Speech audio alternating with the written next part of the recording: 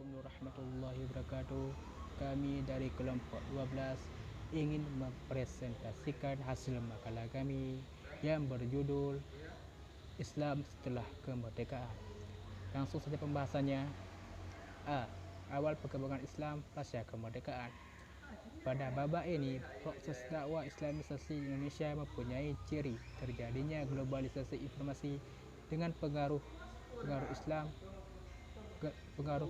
Islam internasional secara efektif yang akan membangun kuota Islam lebih utuh yang meliputi segala dimensinya. Sebenarnya kalau saja Indonesia terjajah, maka proses Islamisasi Indonesia akan berlangsung dengan damai karena bersifat kultural dan membangun kekuatan secara struktural. Hal ini dikarenakan awal masuknya Islam yang secara manusiawi dapat membangun martabat masyarakat yang sebagian besar kaum sudra dan membangun ekonomi masyarakat. Sejarah membuktikan bahwa kota-kota pelabuhan yang merupakan kota-kota yang perekonomiannya yang berkembang baik adalah kota-kota muslim. Dengan kata lain, Islam di Indonesia bila tidak terjadi penjajahan akan merupakan wilayah Islam yang terbesar dan terkuat. Walaupun demikian, Allah mentakdirkan Indonesia merupakan sebelah penduduk muslim terbesar di dunia, tetapi masih menjadi tanya besar apakah kualitasnya sebanding dengan kuantitasnya. B. Perkembangan Islam pada masa kemerdekaan sampai Orde Baru. Pada masa kemerdekaan, tepatnya 3 Januari 1946, didirikannya Departemen Agama yang mengurusi keperluan umat Islam meskipun pada dasarnya Departemen Agama yang ini mengurusi keperluan umat yang beragama yang ada di Indonesia. Namun melihat latar belakang pendiriannya, jelas untuk mengakomodasi kepentingan dan aspirasi umat Islam sebagai mayoritas penduduk negeri ini. Usaha partai-partai Islam untuk menegakkan Islam sebagai ideologi negara dalam konstituante mengalami jalan buntu. Partai-partai Islam itu melakukan penyesuaian terhadap kebijakan Soekarno. Tetapi secara keseluruhan, peranan partai Islam mengalami kemerosotan. Tidak ada jabatan menteri berposisi penting yang diserahkan kepada Islam sebagaimana yang terjadi pada masa demokrasi parlementer. C. Perkembangan Islam pada masa Orde Baru. Meskipun Islam merupakan 87% penduduk Indonesia dalam kehidupan berbangsa ini, ide negara Islam secara terus-menerus ditolak. Bahkan partai-partai Islam mulai dari masa penjajahan bangsa hingga masa kemerdekaan selalu mengalami kekalahan, kecuali di awal pergerakan nasional. Bahkan dengan pembaruan politik, partai-partai berideologi Islam pun lenyap. Kegiatan Islam semakin berkembang pada masa Orde Baru ini, di antaranya 1. Bangunan-bangunan baru Islam, masjid dan musala. 2. Pembangunan madrasah, pesantren dan juga universitas Islam. Adanya kegiatan bulan Ramadan, satria kilat. 4. Aktivitas sosial keagamaan. 5.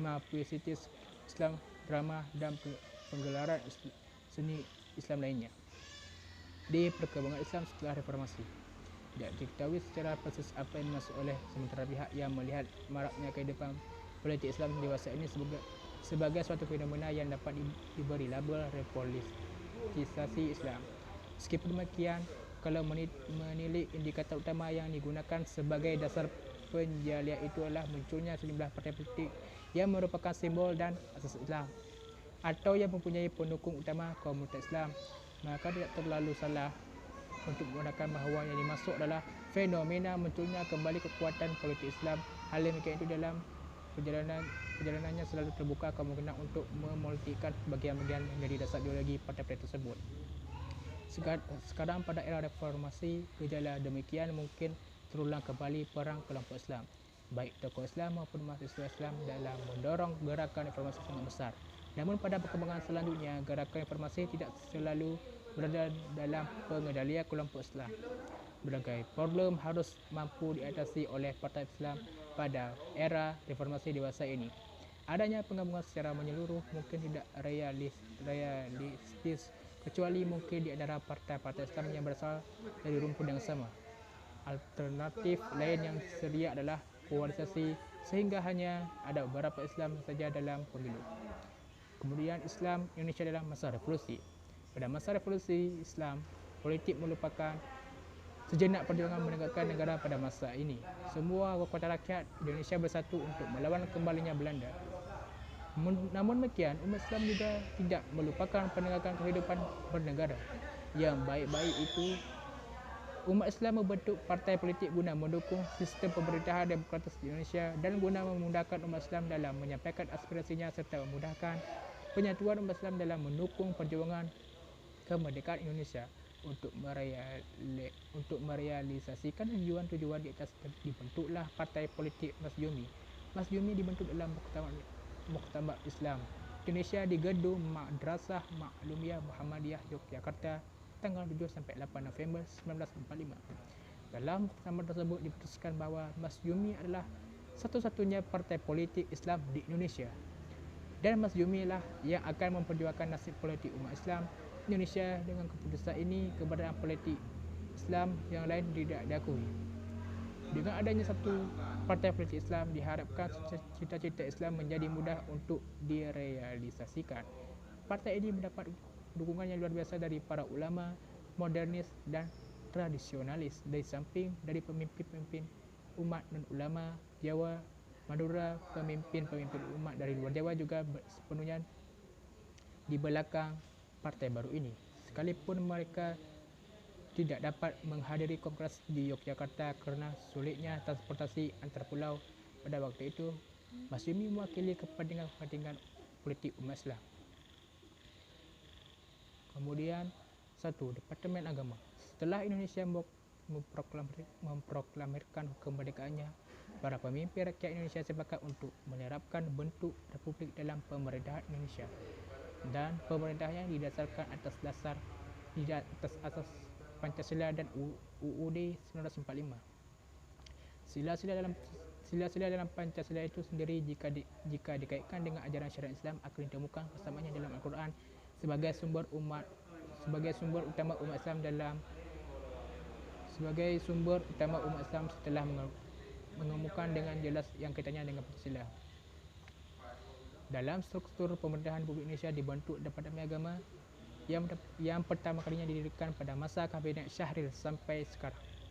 Menteri agamanya masih dipegang oleh seorang Muslim, kepala negara dan menterinya mayoritas dari kaum muslimin. 2. Pendidikan. Setelah Indonesia merdeka, terutama setelah berdirinya Departemen Agama, persoalan pendidikan agama Islam mulai mendapat perhatian lebih serius. Badan Pekerja Komite Nasional Pusat dalam bulan Desember 1945 menganjurkan agar pendidikan madrasah diteruskan. Badan ini juga mendesak pemerintah agar memberikan bantuan belanja madrasah. Departemen Agama dengan segera membentuk seksi khusus yang bertugas menyusun pelajaran dan pendidikan agama Islam dan Kristen, mengawasi pengangkatan guru-guru agama dan mengawasi pendidikan agama. Pada tahun 1946, Departemen Agama mengadakan latihan 90 guru agama, 45 orang di antaranya kemudian diangkat sebagai guru agama. Pada tahun 1945 didirikanlah sekolah guru dan hakim di Solo. 3. Hukum Islam. Lembaga Islam yang penting yang ditangani oleh Departemen Agama adalah hukum atau syariat pengadilan Islam di Indonesia membatasi dirinya pada soal hukum muamalat yang bersifat peribadi hukum.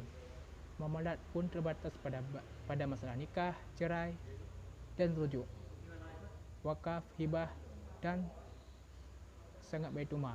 Keberadaan lembaga peragaman di masa Indonesia mereka adalah kelanjutan dari masa kolonial Belanda. Warahmatullahi wabarakatuh.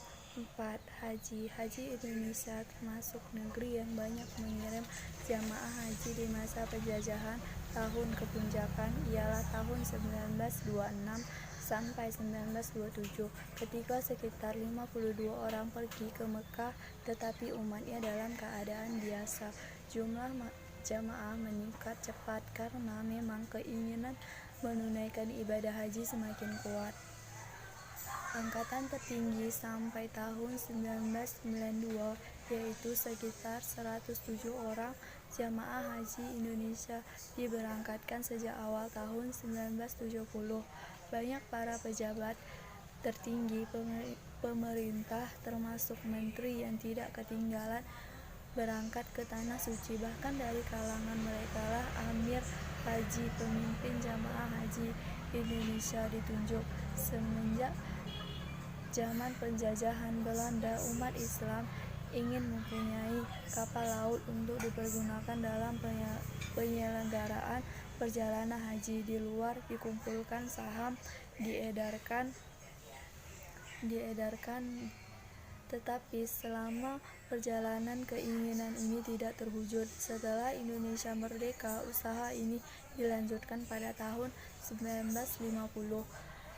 Sebuah yayasan, yaitu Yayasan Perjalanan Haji Indonesia, didirikan di Jakarta. Pemerintah memberikan kekuasaan kepada yayasan itu untuk menyelenggarakan perjalanan haji, sebuah bank haji Indonesia, dan sebuah perusahaan kapal pelayanan muslimin Indonesia.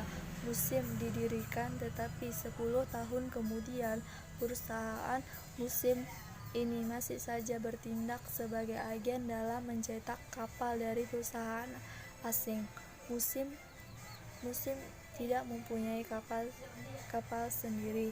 Cara ini ditempuh sampai tahun 1962 ketika musim dibekukan oleh pemerintah, mungkin sekali karena pertimbangan politik setahun sebelumnya. Pada tahun 1961, petugas haji Indonesia (PHI) yang bertugas memberikan kemudahan naik haji yang dibubarkan karena banyak anggota PHI adalah anggota musyrik partai yang telah dibubarkan. 5. Majelis Ulama Indonesia